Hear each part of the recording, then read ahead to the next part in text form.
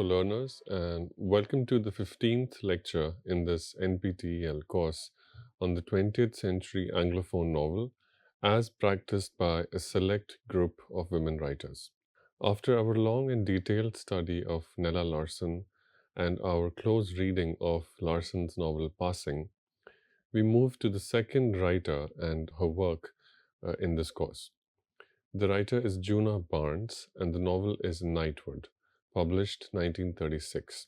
I will first offer a brief biographical and contextual overview to Djuna Barnes as an individual and to Nightwood, and then I will briefly read from some prefatory material to a recent edition of Nightwood in order to allow you and invite you to enter the appropriate emotional and intellectual context with which to begin reading and with which most profitably to understand and appreciate this novel.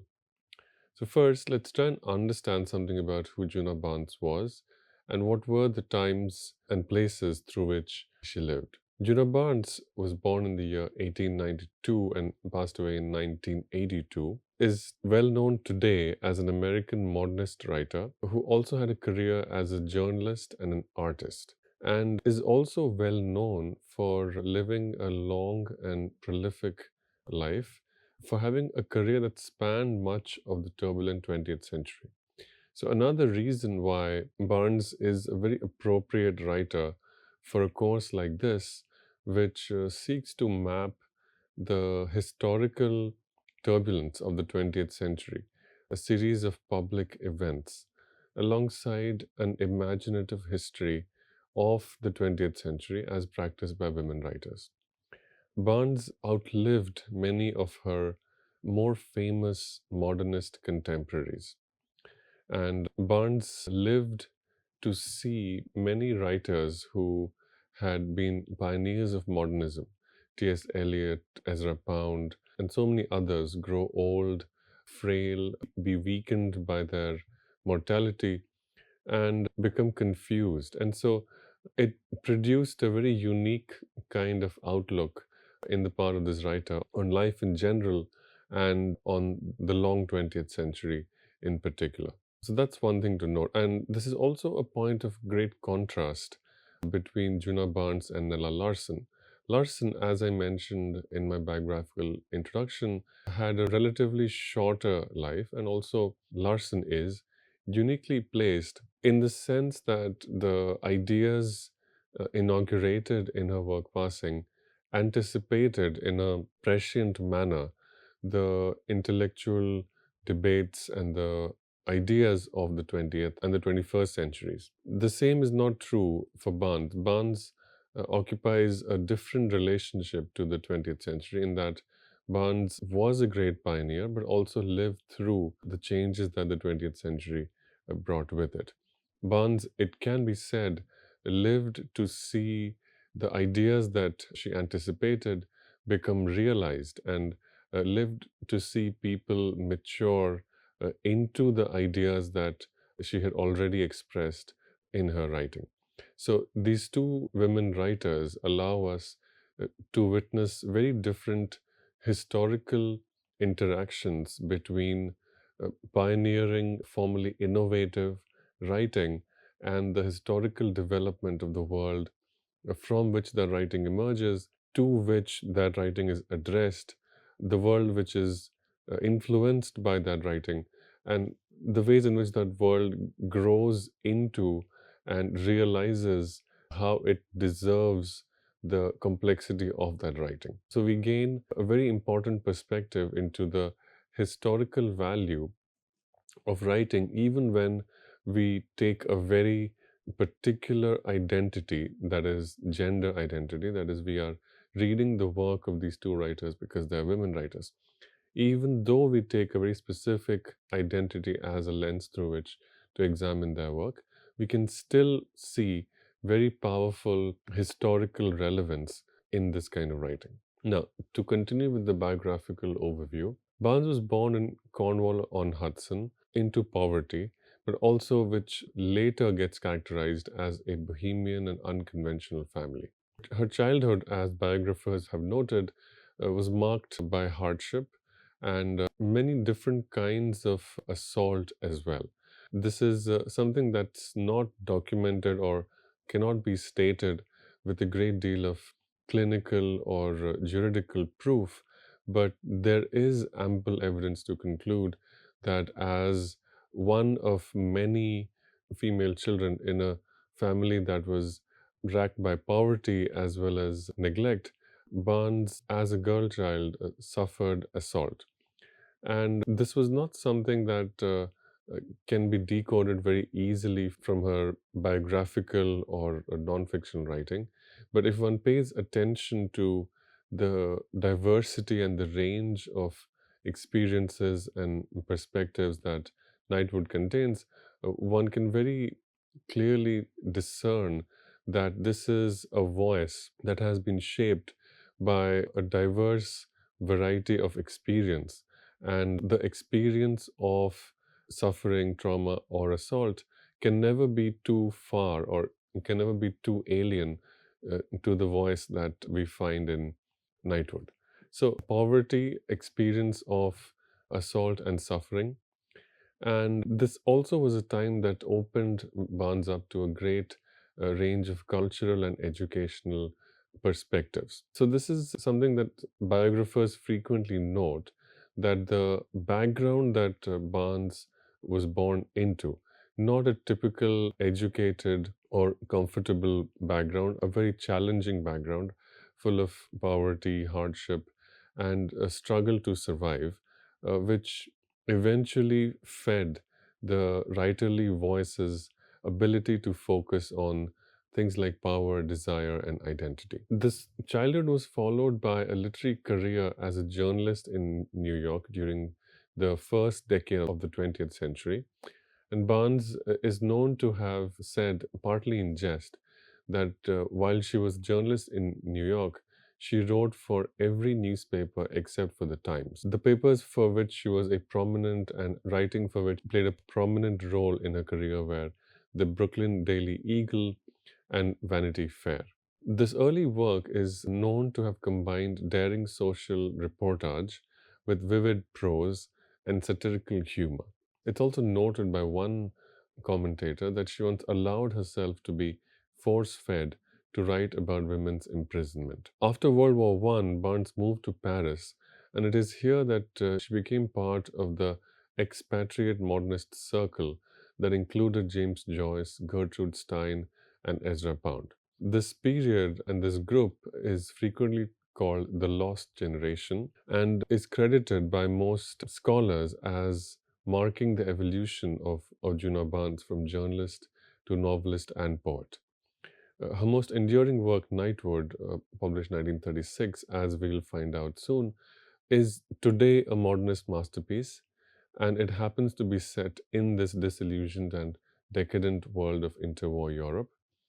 And it is also directly inspired by the experiences that Barnes was able to have and ended up having in this time and place, that is, Paris in the 1920s. The novel's fragmented and lyrical style and its exploration of same sex desire, spiritual anguish, and gender identity place it alongside works like Virginia Woolf's Orlando and James Joyce's Ulysses as defining experiments in 20th century prose. Now, I'm speaking in a very generic tone, and that's partly because this is meant to be a very general introduction. But this is also an opportunity for me to note that a novel like Virginia Woolf's Orlando might very well have replaced Barnes and Nightwood as an important and indispensable text in this kind of a tradition.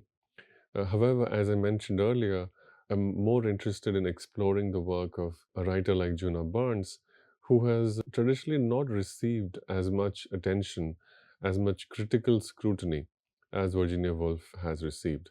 It's also a good moment to mention that we are coming up on the anniversary of Mrs. Dalloway, which also means that a lot of press attention a lot of scholarly and publishing attention is being lavished on Mrs. Dalloway. So this is a good time to also compare and contrast the work and life of these two writers who are contemporaries and who also knew of each other's work, but who have received very different kinds of scholarly attention in academic circles. Virginia Woolf is a universally recognized household name, whereas Djuna Barnes is somewhat of an acquired taste. Djuna Barnes is known to scholars of modernism and maybe scholars of queer literature, but otherwise, Djuna Barnes and the novel Nightwood, they are more names that people have heard of than actually studied and engaged with. So it's important to note that it was written alongside works like Orlando and Ulysses, and it manages to pack in a great deal of intellectual power and formal innovation, no less than these two very famous and much more well known works. Knightwood's portrayal of same sex relationships was both groundbreaking and coded. It emerged in a period when homosexuality was still pathologized or censored, but it also resonated with the early gay and lesbian subcultures of Paris and New York. Barnes's life and writing were deeply intertwined with other major world events. And this is something that I will spend some time in this first lecture to try and discuss and place Djuna Barnes in this early 20th century global context. We will not frequently refer to these global events, and indeed, a lot of them are might seem extraneous or irrelevant to an understanding of what is happening in the text of Knightwood. And it is not my implication that these facts or these dates are in some way central to an understanding of Knightwood. However, even if a writer does not explicitly refer to public events, they are always aware of what is going on in the world and the influence of momentous public events and especially catastrophic, destructive events like the First World War. The influence of these events often makes their way to the writing of a novel like Nightwood in very indirect and sometimes subconscious ways. As I will read from the prefatory material to Knightwood, there will be a reference to the Napoleonic Wars and the novels of Jane Austen. And it is a very simplistic assumption to point out that Jane Austen did not write about the Napoleonic Wars, even though she lived at a time when these wars were taking place. So, hence, the conclusion must be that the novels of Jane Austen are somewhat insular or less engaged with the politics and the ideology and the real powerful historical forces that were shaping the world around her. I think that's an extremely simplistic and inaccurate assumption. Nonetheless, many writers, many scholars, and writers as influential and famous as Salman Rushdie have made claims like this.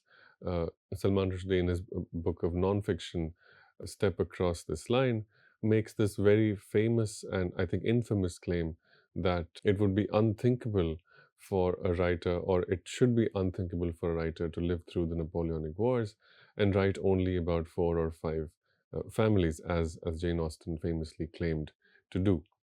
The assumption there is that public events must be explicitly described in novels about private affairs in order for the writer's engagement to be recognizable.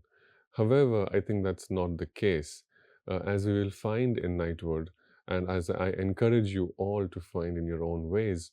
Public events shape the motivations, the style, the psychology, and inspire writers to uh, put together arrangements of words to describe people and places in powerful ways. And sometimes the link between a public event and a private affair that's described in a fictional work is not obviously clear. But if one pays attention, one can notice that the influence is always there. It is undeniably present. So, to return to the biographical overview, Barnes' life and writing were deeply intertwined with major world events. The collapse of the old European order after World War I, the rise of fascism and exile in the 1930s, and the shifting moral and political landscape after World War II. Her later years, marked by reclusion in New York's Greenwich Village, coincided with the Cold War and the early stirrings of second wave feminism, movements that would later rediscover her as a pioneering queer and feminist modernist. Now, in the broader panorama of world literature, Barnes occupies a liminal but vital position. Barnes bridges American and European modernisms, realism and surrealism, masculinity and femininity, sacred and profane. Her exploration of language, love, and alienation influenced later writers such as Jeanette Winterson, Angela Carter, T.S. Eliot, and among others.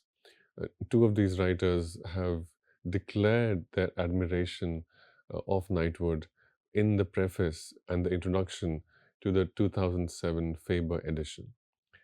And this influence, this place that Nightwood and Barnes have in the history of 20th century global literature has ensured that Barnes will always have a place among the most distinctive and radical voices of 20th century modernism. Now, I will take some time to name some historical as well as literary events and histories and cultural movements which coincide with important landmarks or important milestones in Djuna Barnes's life and career.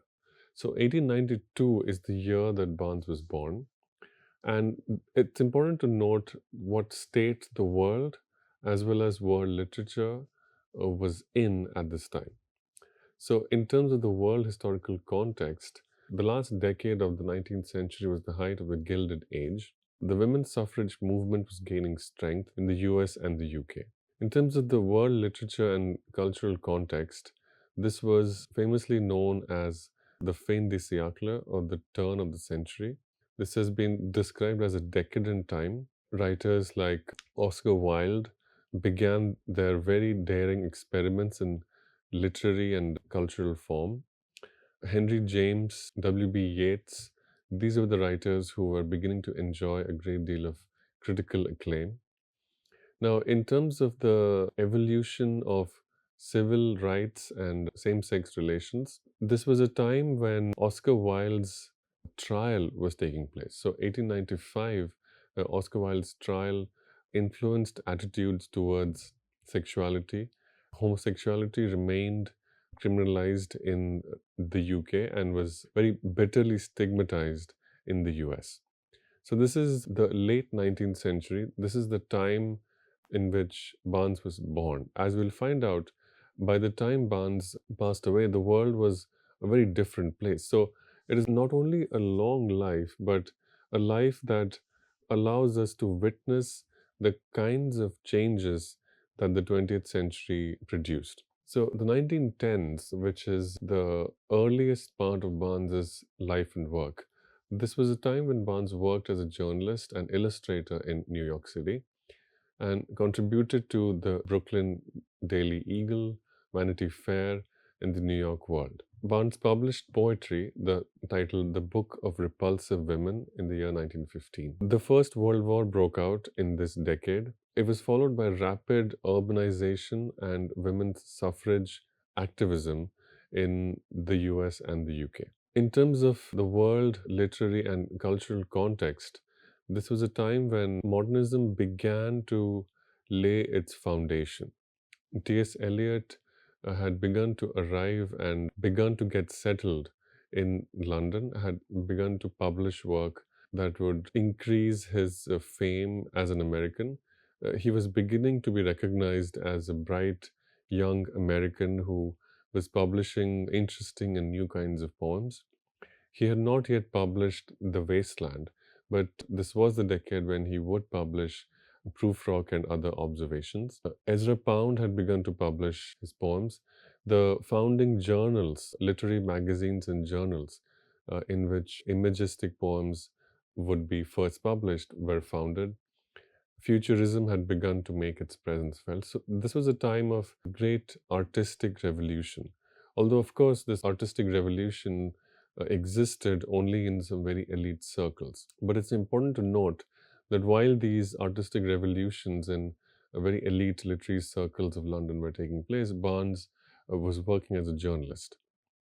Now, in terms of the evolution of civil rights and same sex relations, there was a growing visibility of bohemian circles in New York and Paris, although homosexuality remained criminalized under laws of morality. Moving forward to the next decade of the 20th century, the 1920s, this is when Barnes moved to Paris and became part of the modernist circle that would become famously known as the Lost Generation.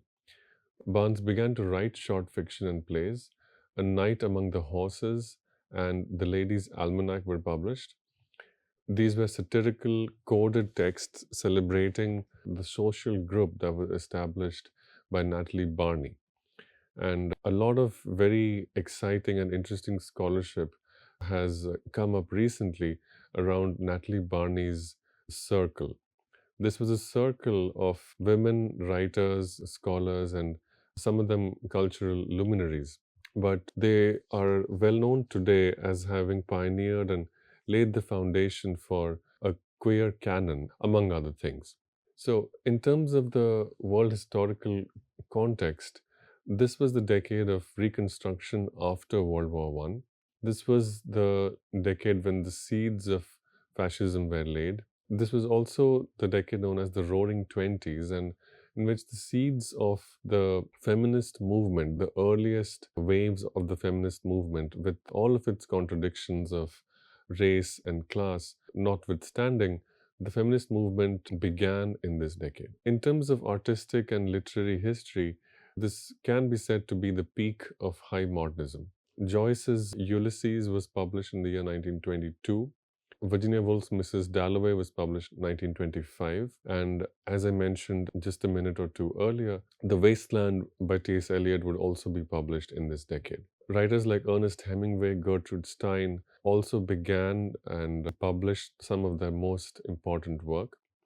Hemingway famously referred to Paris as a movable feast, which is a very evocative phrase and I think a wonderful way of describing how artistic innovation cannot ever happen in isolation and requires a great deal of solidarity, community, and the kind of dialogue, informational exchange, emotional support, and a coming together of outsiders, strangers, immigrants, but also individuals who did not quite feel at home in the communities, societies, and nations where they were born and where they were expected to belong. So it was a group of outsiders who came together and strangers who found solidarity with each other and produced among the most powerful artistic revolutions that the modern world has known. Now, in terms of civil rights and same sex relations, Paris offered relative sexual freedom. Lesbian and gay subcultures flourished in specific localities, areas of Paris known as Montparnasse.